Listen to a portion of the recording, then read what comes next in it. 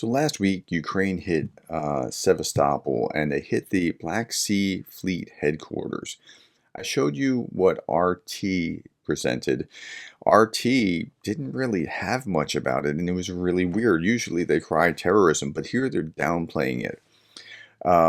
And they showed somebody walking around with an iPhone and hearing the hits, but didn't really show a lot about it. The Russian media monitor, thank you to them, was showing a propagandist talking about the reaction to Sevastopol strikes. And in this, she's really just kind of ranting about how angry she is, and it's something worth watching. Okay, so again, thank you to the Russian media monitor. I'm going to read the English and then stop periodically to talk about it. What is happening to us, dear friends? Probably something along the lines of panic and hysteria. All week long, I've been observing reactions to certain events. I've come to the conclusion that we should calm down. Just like you, yesterday, having read the news about Sevastopol, I was outraged. I wanted to rant and rave. My soul demanded immediate retaliation, destroying Ukraine down to the last stone. Well, I think she probably hasn't thought about how Ukrainians have been feeling about this, how Ukrainians have been being attacked by missiles left, right, and center, and not because they did anything, not because they were aggressive, not because they were threatening Russia. And how do Ukrainians feel about Russians right now? Right? That would be the question. Destroying Ukraine down to the last stone. This is normal. It is normal for any person. But then this feeling of anger passes. Anger is never the best advisor for anyone. How deep. When your head gradually cools down and your heartbeat gets back to normal, you understand that nothing should be done in the heat of the moment.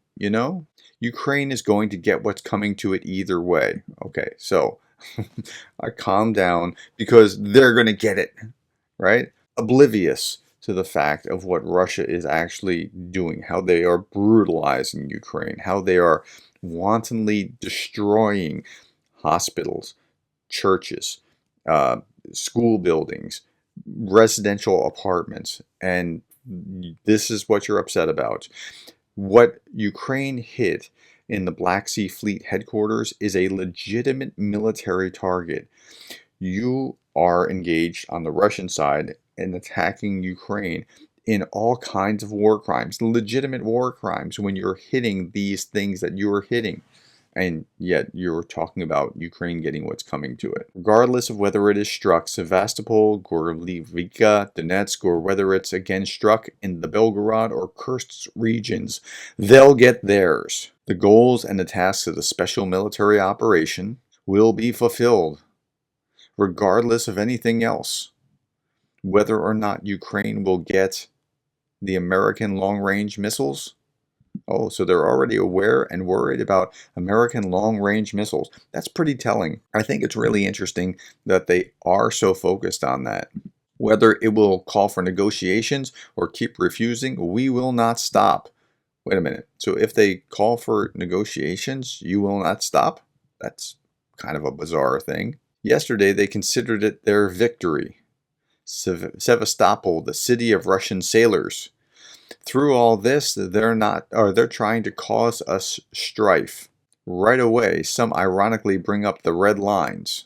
Right away, they start to remind us about Kyiv in 3 days. Well, that is really interesting. Let's talk about the red lines. They cross, like, if you hit that base, you crossed the red line, and then they had to say, wait a minute, that wasn't a Storm Shadow missile. Like, if you hit that base with Western weapons, that's crossing a red lines, and we might nuclear retaliate.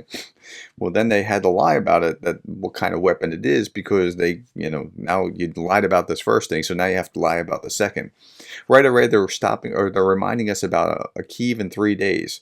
Well, yeah, that was the plan. I mean, we've seen the documents where they were essentially telling Putin that they were going to be able to take it, Kyiv in 3 days, mop up the rest of the country in 3 weeks. We never said that we would take Kyiv in 3 days. No, you never publicly said that. That's correct. But apparently Putin was under the impression that he was going to be able to do that. U.S. General Miley anticipated that we'd take Kyiv in 3 days, and we could have taken it. But, we're the kind of nice people that we don't do that. We could have done that if we really wanted to. But is that what she's saying? And we could have taken it. It's very hard to read this news and remain calm. But nothing changes because of our anger and agitation. Even though our anger is totally righteous. No, it's not totally righteous. You're the aggressor. It's like a criminal who broke into a house that's upset that the homeowner punched him in the nose.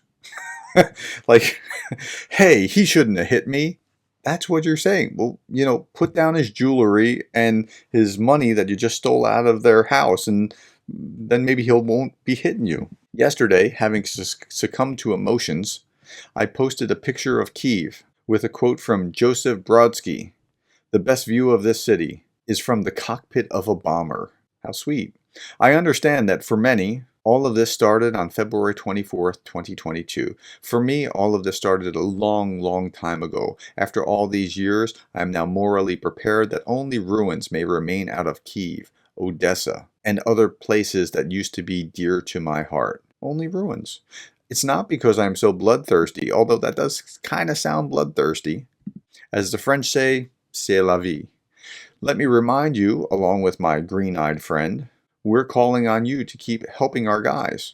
For the second week in a row, we are buying up industrial quantities of medications for fall and winter. A big shipment is about to go out with first aid kits, medications, and thermal underwear. It's still warm during the day, but chilly in the evening, at night, and in the early morning. The warmer our soldiers will be.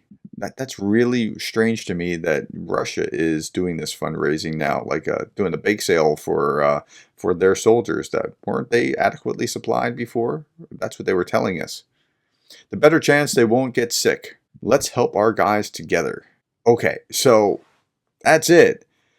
They're morally righteous, so they claim, because they feel anger, but we're going to get them anyway. Well, the side that can stop is Russia. Ukraine can't stop, but Russia could at any time end this war by simply removing all their people out of the territorial boundaries of Ukraine. And she is so focused on her Russian thinking side, Russian mirror view of things that she can't see. She can't empathize even for a moment with the other side. I mean, I get why she's upset. They should be upset. They should be feeling it. That's the point. But she can't empathize with the Ukrainians who have been the victim of this whole thing. All right. I thought that this was a useful follow-up to what we saw on RT, which was pretty minimal. But this is, again, this is for Russian consumption and to help them process through what's going on in Sevastopol. Imagine what this is going to be like when they actually destroy the Kerch. All right, that's all that I have. Thank you for the likes, the shares, the subscribes, the coffees, and thank you for being the kind of person that cares about Ukraine.